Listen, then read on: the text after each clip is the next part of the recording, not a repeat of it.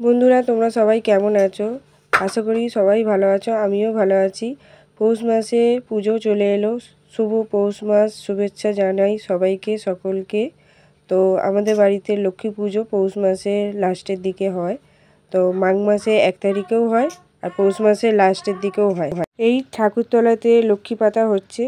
লক্ষ্মী পাতা হয়ে গেলে তারপরে সন্ধ্যাবেলা আমরা বাউনি বাঁধবো।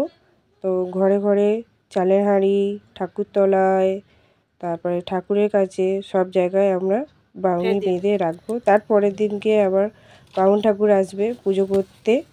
তো এই দেখো আমার ছেলে এখানে ঠাকুরতলায় বসে বসে বাউনি বাঁধছে। এই যে বাউনি বাঁধা হয়ে গেছে।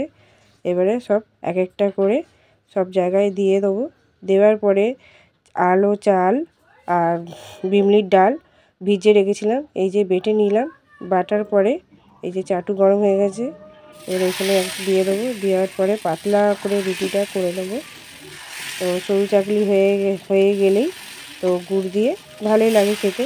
তো কাদের বাড়িতে এরকম হয় তো জানাবে বন্ধুরা। আজকের মতন এইটুকুনি কি, তো শেয়ার করলাম। ভালো লাগলে লাইক কমেন্ট শেয়ার করবে বন্ধুরা।